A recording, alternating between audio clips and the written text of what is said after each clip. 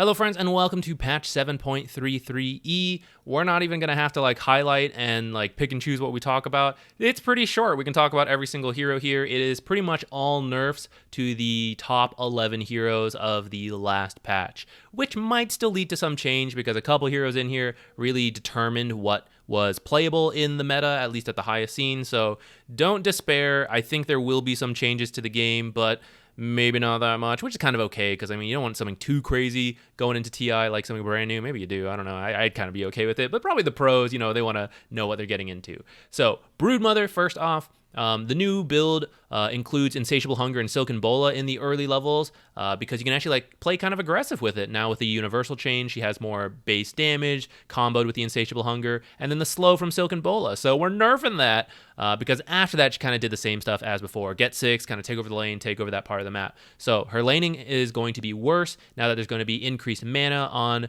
the mana cost. The cooldown's a little higher, and then Silken Bola does less slow at level 1, which many people were leaving it at level 1 in favor of Insatiable Hunger and the webs. So all around nerfs to her laning stage. Past that, and once the abilities are maxed out, she's kind of roughly the same spot where she used to be, although Insatiable Hunger is going to be 5 seconds longer cooldown, which could make the difference in some team fights. You don't see broodmother that much in your pub game, so let's not even worry about it all that much. Doom, you see him a lot more. The cooldown is going up by 5 seconds on Devour over the course of a 40-minute game. That means instead of being able to use Devour 40 times, you can only use it 37 times. Not the biggest change to Doom. He has dropped off a little bit in terms of popularity, but he's still kind of up there, which is why he's getting nerfed. So I don't know. It's actually it's not as big of a nerf as I thought he would get, but over the last couple patches, he has been getting a series of nerfs to his itemization, to this ability. This is the third or fifth patch or something in a row that Devour's being nerfed. First, it was the amount of gold you got, then it's now the cooldown, stuff like that. So I don't know. At some point, we'll reach a tipping point and he will officially drop down. But I think for now, if you like Doom, you can still play Doom. Then we've got Ember Spirit, who's one of the most popular mid heroes. He had very few horrendous matchups that you could just ban out in the pro scene or the pub scene, actually. And then, just fairly consistent. Get active early, go participate, scale up. Sleight of Fist is being changed. Your damage output speed is going to go down. So say you're hitting 10 targets. Now it used to take 2 seconds. Now it's going to take 2.5 seconds before you're then free to do other things. So that part's worse, but you're untargetable in Sleight of Fist. So to me, that adds an element of survivability, which might be a good thing for Ember Spirit. I'm not sure. I'll let the mid players figure that out. Flame Guard is getting worse. And I know the numbers don't seem like a lot. It is 5 damage at level 1 and then 20 damage at level 4. But for those of you that didn't know, Magic Barrier, or the Flame Guard Magic Barrier, only absorbed 70% of the magic damage you take after reductions. So, by my calculations, at level 1, it used to take about 125 magic damage to break the barrier. Now it will take 115 damage, and that will absolutely make a difference at level 2 on some of these matchups, at least at the highest level that the pros will abuse that. For max level, it's a little bit harder to say because, his magic resistance changes as he levels up, but roughly it'll take at least about 40 less magic damage than it used to, and then that number might go up depending how much magic resistance he has. So that, again, will make the difference. 40 magic damage, that could be one level from a support. So, say a level 5 support is now able to, break someone's ability compared to the level 6 support, or I guess level 7 support because you're probably taking your ult. Whatever, you know what I mean, guys. It's going to be easier to break Flame Guard, and once Flame Guard's broken, he doesn't do the burn damage and all that, so it is a nerf to Ember Spirit. Enchantress getting nerfed, so Impetus, 3% less damage at level 1. By max level, it is the same, so less damage coming from Impetus in the early levels. Enchant, you used to get bonus armor and damage at level 1. Now you will get nothing. Level 2 and 3 are still worse, but you will get something, and it's pretty comparable. By the 4th level, you will actually have a stronger creep with more armor and more damage than you used to, but it's not anything crazy, I feel like. So overall, a nerf to Enchantress. It used to be very annoying, you're getting harassed and there's some creep you can't kill that's doing tons of damage to you. All of that's just being toned down a little bit. I think she'll still be a strong hero, but just less so than before. Then we have Medusa and Morphling nerfs. I'm excited about these because I think these really dictated what carries you could have in a game, which was pretty much you pick Medusa and Morphling, or you pick counters to Medusa and Morphling, again, at least at the highest level. And both these heroes getting nerfed. So Medusa base mana, base intelligence, and base intelligence gain nerfed, along with the Mystic Snake mana gain going down at max level. That hurts her survivability, and then her damage output also going down. So 85 down to 80% at max level. That is not the end of the world. Like, still going to be overall fine, but obviously worse. But at level 1, it's actually 20% worse, which I think will slow down her ramp up period, because she's going to farm slower at those early levels, which means it takes her longer to hit those next couple levels. So a weaker power spike that is also going to be delayed by a few minutes maybe, which maybe it's still Medusa season. I don't know. This is one of those things that you always got to play the patch to figure out. But she is, straight up a worse hero than before, so we will see if that is enough. Morphling, getting some cooldown added to Adaptive Strike, both versions. And sometimes you maxed Adaptive Strike first or got it to like 3 points, and at that point it's like not really much different. But sometimes you need more points in like Waveform or Attribute Shift, and you push off Adaptive Strike, and that means it's going to be a longer cooldown in those periods, which means you can't cancel like TPs, you can't like do as much damage with the Agility version. So, a nerf in that sense. The bigger nerf, though, is probably this next one, the Aghanims change. So before, you used to steal 20% stats. So say you were against an Agi, Strength, or Intelligence hero. It's hard to like make this comparison because, every hero items are all like different. But let's say like you steal from someone, then they go from like 100% efficiency down to 80%, and Morphling would go from 100% up to 120%. So now it's a difference of 120 to 80. Now it is going to be 110 to 90, which is, still a difference, but it is less so. And Universal, even more so that case. So from 20% down to 5%, going again 120 to 80% efficiency to the 105 versus 95, which is still quite close. So it's still something, but I don't know if it's enough to buy Aghanims, like to justify that purchase. It used to be like one of your first items as Morphling. Now I don't know. Now maybe it's still good versus like the usual stats. I don't know about Universal. And like maybe even then you don't even get it. Maybe you get the Ags from the Roshan, or maybe you don't even pick Morphling, because a big reason Morphling came into popularity was that he was so good against Universal heroes, stealing so many of their stats while getting stronger himself. So with this being heavily nerfed, and the fact that Medusa's changing, which might change up the pool of what carries are popular, maybe Morphling drops off. Or maybe that doesn't matter and he just changes the build and it's still time to play Morphling in every single pro match. Who knows? Then we got some Pugna nerfs. Nether Blast is going to cost 15 more mana at level 1. That means, maybe 1 or 2, maybe 3 less Nether Blast over the course of the laning stage. So worse, but not the end of the world. By max level, it is going to be the same. The Life Drain change is the big one. I don't know if it's going to fully kill the hero, but to me, this is like pretty big. And I think it's the biggest change out of the support hero nerfs here.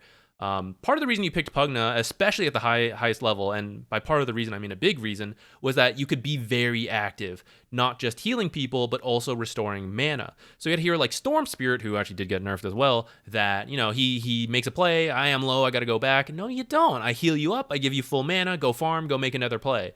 But now, the cost to you is the same, but the efficiency on mana restoration is 50% worse than what it used to be. And that is a massive change. So to me, I don't know. Like, as a healing hero, health-wise, Pugna is the same. But heroes like Storm Spirit, those mid heroes that wanted a lot of mana, and then Medusa, who was also very popular, right?